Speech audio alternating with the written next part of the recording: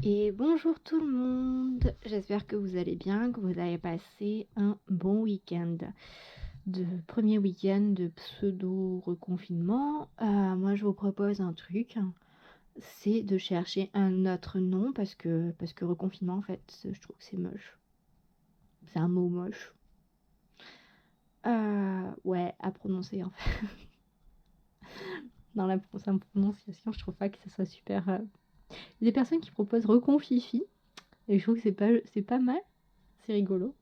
Mais je pense qu'on peut faire mieux et on peut trouver autre chose. Quelque chose un peu plus avec des sonorités plus sympathiques.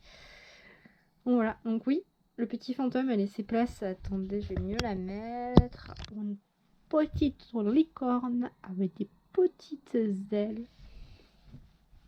Que mon chéri m'avait offert il y a très longtemps. Bref, je suis là pour faire la vidéo pour les énergies de mardi 3 novembre. C'est ça, mardi 3 novembre 2020. Hein? Donc, comme d'hab, on va prendre l'oracle du soleil, puis le petit Lenormand, et on finira par un petit message de l'oracle des Kami Yokai. Voilà, donc allons questionner l'oracle du soleil. Donc, quelles sont les énergies pour le mardi 3 novembre 2020? Pour les personnes qui regardent cette vidéo, s'il te plaît. Donc oui, je précise, parfois, il y a des choses qui ressortent dans les oracles, avec les oracles ou même avec le tarot, qui ne sont pas super géniales, pas super glorieuses, mais ce sont des messages qui doivent être transmis. C'est comme ça. Moi-même, parfois, je les subis. En un sens, j'aurais pu ça les subir. Mais bon. Et ouais. Rien n'est fait, on n'est pas dans un monde où tout va bien. Au contraire. C'est pas grave, on va travailler pour que tout aille mieux.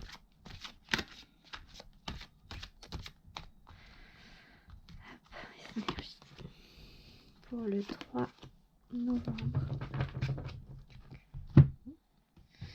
Et on prend monsieur. Il avait déjà fait des coucous en dehors. C'est pour vous épargner ces moments-là. Donc, quelles sont les énergies pour le 3 novembre 2020, s'il te plaît?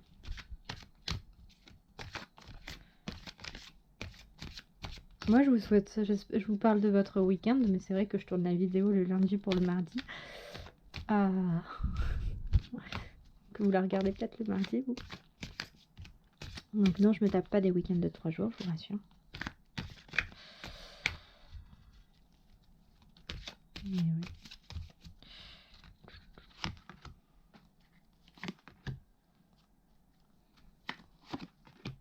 Bon, 3 novembre. Allons voir ce que ça nous réserve. Ce jour-là, je regarde.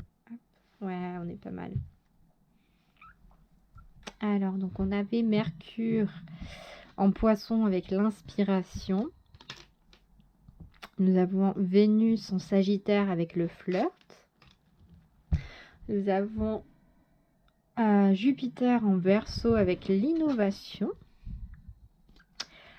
Et nous avons, attention, le Soleil en Cancer avec l'ingéniosité. Je vous les montre, ce sera un peu mieux. Donc voilà, Mercure en Poisson. Vénus en Sagittaire. Jupiter en Verseau. Et le Soleil en Cancer. Juste avant de découvrir le petit Lenormand qui est également tiré, juste déjà, j'aimerais vous poser une question à vous qui regardez. Vous cachez des petites choses là, hein? Vous nous cachez des petites choses. Quand je dis ça, ça veut dire, enfin pour moi là, à première vue, quand je vois cette ligne, c'est vous avez réussi peut-être à mettre le doigt sur des choses qui vous plaisent et des projets qui vous tiennent à cœur, qui vous motivent. Vous avez peut-être réussi à mettre le doigt sur ce qui vous botte vraiment, sur ce qui vous fait vibrer entre guillemets, comment dire, oui, quelque chose dans lequel vous vous sentez vraiment bien et que vous aimez. Parce que là concrètement, cette ligne là, avec l'inspiration, cette jeune fille qui danse, cette jeune femme, cette personne qui ressemble à une femme, qui danse avec la lune qui est juste derrière, qui est en train d'être complète ou d'éclipser peut-être le soleil, je ne sais pas trop. Mais en tout cas, là, avec cette carte-là, on nous parle de légèreté, on nous parle de vivacité d'esprit également, de connexion, enfin j'appellerais ça de la connexion, mais c'est plus, je sais pas si parfois vous avez cette effervescence d'idées où il va y avoir plusieurs mots-clés qui vont faire comme, je sais pas, ça va faire comme du piou, piou, piou, poum. Voilà. Alors là, si vous n'avez pas compris, c'est tout à fait normal. Alors, en gros, ça fait un peu comme un petit feu d'artifice d'idées dans votre esprit. C'est comme ça que je ressens en tout cas cette carte de l'inspiration, où beaucoup de choses en fait viennent vous alimenter, viennent alimenter votre créativité, sous une certaine forme d'abondance et de choses qui vous plaisent et qui vous stimulent. Voilà, des choses qui vous stimulent. Donc là, avec Vénus en Sagittaire et le flirt, on a déjà eu le flirt dans des énergies précédentes. Ça venait nous parler surtout, bon, quand on le prend, ça parle surtout de séduction, comment ça s'appelle, pas de titillement, mais comment dire, enfin flirter, ça s'est joué un petit peu au chat à la souris sans vraiment passer à l'acte. C'est se chercher, voilà, c'est vraiment se chercher, même aller à la recherche de choses, que ce soit dans le relationnel, ou que ce soit dans le professionnel, ou dans ce qui vous plaît. Là, si je prends juste les deux cartes, concrètement, ce que je ressens, c'est vous avez la créativité en ébullition, concrètement. Ici, en gros, c'est des idées qui viennent vous titiller, vous stimuler. Vraiment, c'est bête, mais faire comment ça s'appelle, de la personnification. Si c'était une personne, cette créativité, elle vous plairait pas mal et vous aimeriez bien jouer avec. À côté de ça, du coup, on a Jupiter en Verseau avec l'innovation, et l'innovation va nous parler d'avoir un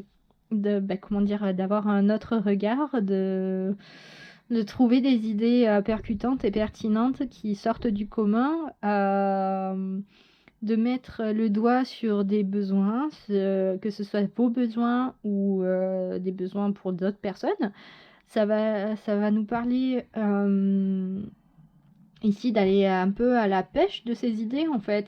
De cette émulsion, ça va être un peu de la mettre en place. Et puis en plus, on a l'ingéniosité qui vient derrière. Concrètement, là, s'il y a des personnes qui cherchaient quoi faire pour, on va dire, ce monde nouveau qui nous attend, parce que concrètement, oui, ça va pas nous laisser indemne ce qui est en train de se passer là à l'heure actuelle. Ça va nous changer. De toute façon, un changement est en cours de route, ça se sent. Et vous cherchez, vous, comment tirer votre épingle du jeu. Et avec juste ce tirage de l'oracle du soleil, vous allez trouver des idées pour tirer votre épingle du jeu et aller vers un bien-être et un épanouissement personnel. En tout cas, vous profitez de cette période pour mettre en place des choses, ça se voit clairement. On va aller voir avec le petit Lenormand ce qu'il nous dit en plus, en espérant qu'il vient pas casser tout ça. Hein, j'ai trop peur. On a le puits. Le puits qui nous parle de chercher au fond de soi.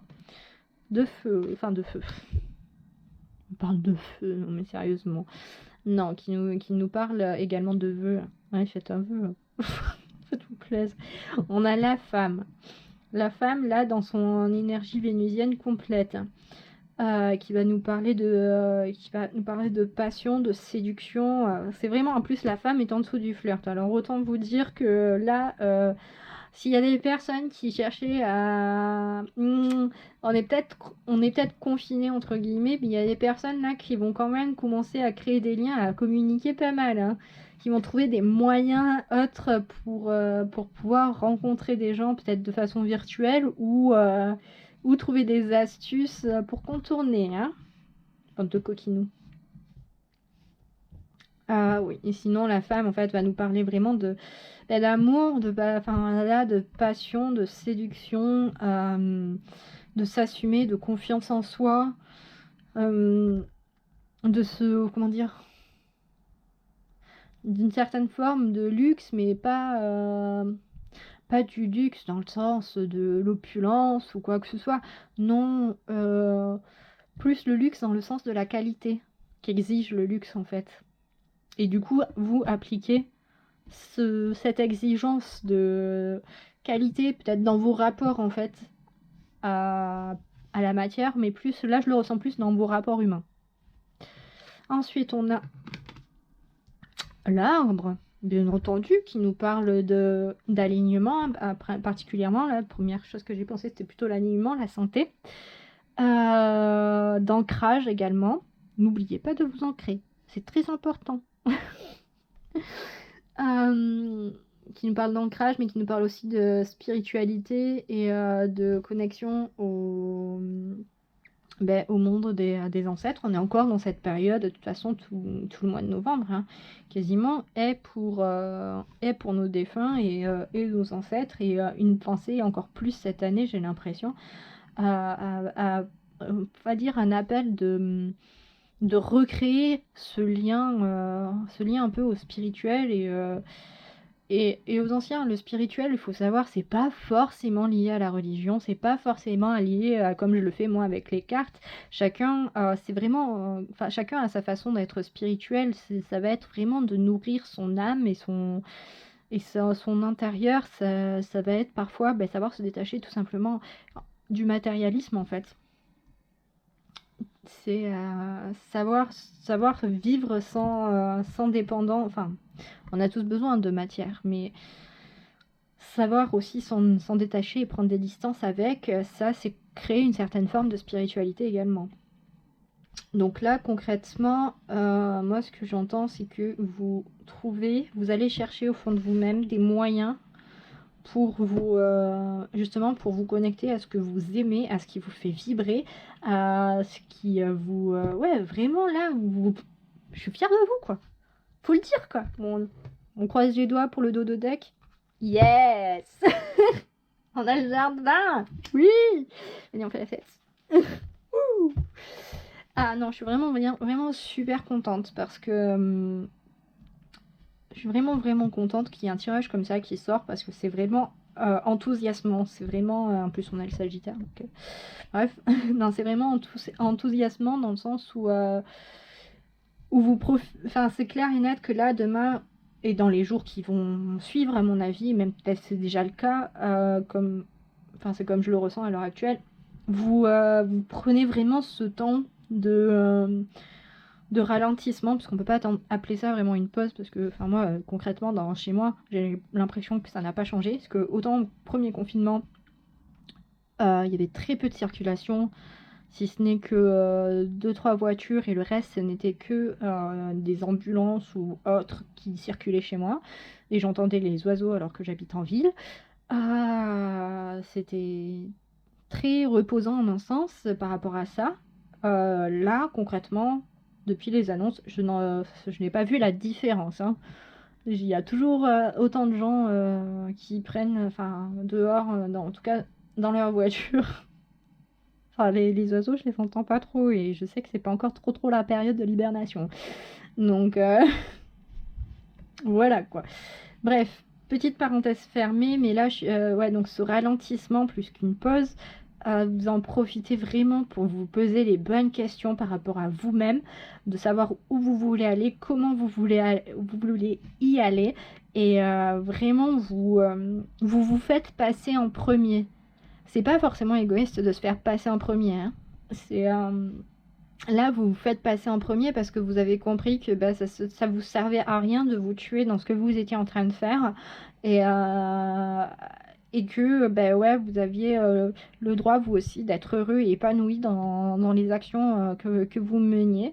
Et là, enfin concrètement, moi je le vois, hein, c'est vous allez vraiment, avec le puits, c'est que vous allez vraiment chercher en fond de vous, ou même vous êtes encore en train de chercher, et vous allez, parce que là, le puits en général, les cartes, on les lit dans ce sens-là. En gros, de façon générale, on met à gauche le passé, là d'où on vient, et à droite l'avenir. Je mets des guillemets parce que ce sont des mots, mais c'est pas vraiment à prendre des mots à prendre au pied de la lettre. Ce sont plutôt des notions. Et là, concrètement, si on prend juste le petit Lenormand, vous êtes parti, vous êtes encore en train de faire une énorme introspection pour vous-même, de savoir où vous en êtes, de savoir ce qui va pas, de faire le ménage, mais vous êtes sur la fin de votre ménage, quoi. Et de voir ce qui vous plaît vraiment, ce que vous voulez faire, ce que vous voulez développer. Et après, on voit que vous le trouvez justement et que grâce à ça, vous vous sentez mieux en paix avec vous-même. Et du coup, vous pouvez offrir au monde, avec cette carte du jardin, au monde, vous-même, à vous-même. Il y a un bien-être qui est en train de naître. Un bien-être. Un bien qui est à naître, qui est en gestation, et vous êtes prêt, quoi, et prête à le réaliser.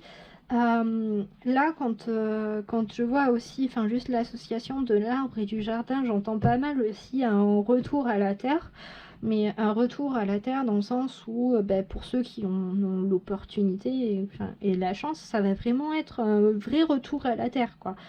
Je dis pas que vous allez finir agriculteur ou agricultrice ou quoi que ce soit, mais il y a comme un vrai désir de reprendre en fait les bases et comment dire, plus en termes de territoire entre guillemets, mais un véritable travail d'ancrage, parce que le travail d'ancrage, on en parle d'ancrage, ouais, vas-y. Parfois je donne des petits tips en disant ouais, vas-y, vous pouvez comment dire, prendre le temps de... Moi, je le sais que parfois, quand je suis un peu trop en l'air, je prends quelques instants et puis il y a des applications aussi pour ça. Je note, j'essaie de voir 5 choses que je vois, 4 que j'entends, des trucs comme ça, de mobiliser, de me concentrer sur chacun de mes sens et de trouver quelque chose avec ces sens-là. Et déjà, prendre ce micro-temps, ça m'aide un peu plus à me sens redescendre et me re-ancrer. Après, l'ancrage, comme je le répète assez souvent, ça passe aussi par le fait de prendre conscience de ce que l'on est en train de faire. C'est par exemple, vous êtes en train de cuire des pâtes, je sais que c'est un peu bizarre à dire comme ça, mais c'est prendre le temps de ressentir le contact du manche de la casserole dans votre main. C'est le temps de sentir que ouais, l'eau bouillante, ça brûle quand ça pète à côté sur votre main. C'est de prendre en compte l'odeur qui se dégage de la cuisson des pâtes. C'est écouter le son du bloup bloup bloup bloup là, de l'eau qui bout. C'est regarder comment ces trucs jaunes, orange, bizarres là, couleur indéfinissable, qui se mélangent à l'écume de l'eau bouillante. Ça fait partie des multiples méthodes d'ancrage. Il y a également la méditation, il y a le jardinage, il y a de faire le ménage, en fait, dans l'ancrage, ça va être vraiment faire des choses...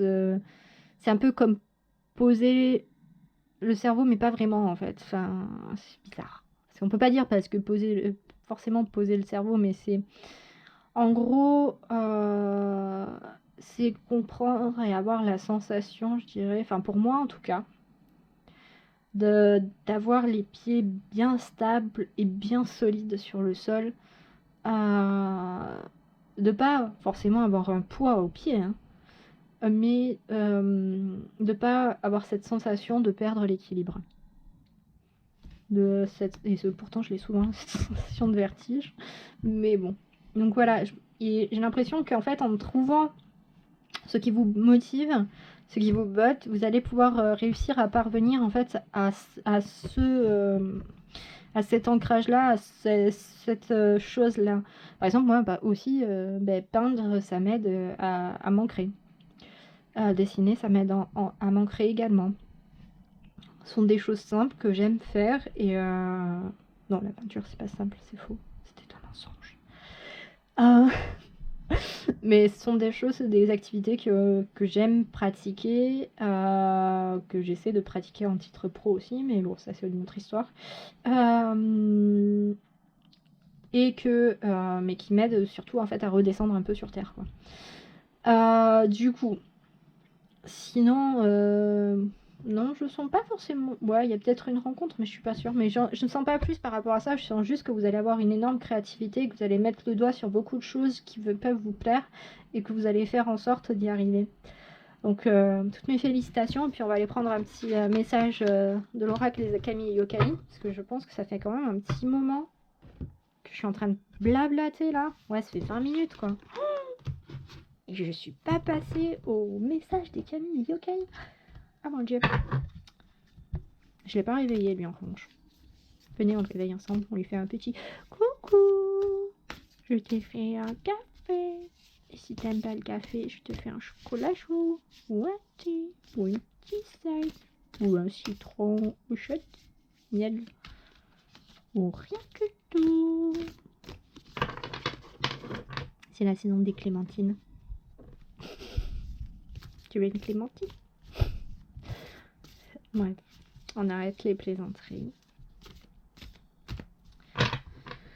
Allez, quel message as-tu pour les personnes qui regardent cette vidéo pour le mardi 3 novembre? Je vais dire mardi 23 novembre, je ne sais pas pourquoi, on verra bien ce qui se passera ce jour-là, je ne sais même pas si c'est un mardi.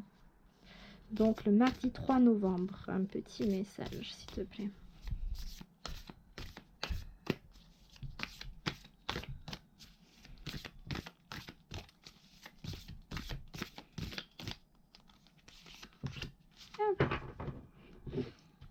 Je vous montre mes magnifiques avant-bras parce que j'ai... Oh, Ryu! Parce que j'ai de la peinture partout sur mes fringues. Voilà. Et puis on va aller voir ce que nous dit Ryu. Mais il me semblait qu'on l'avait... Moi je l'ai déjà tiré pour moi-même. Pour vous, je sais pas.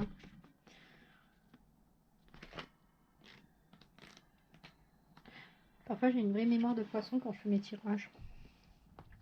Donc Ryu désigne le dragon, qui peut aussi être appelé Ryugu-sama, dieu du palais du roi dragon. Ryu est une entité rattachée à l'eau, à l'océan et au fleuve.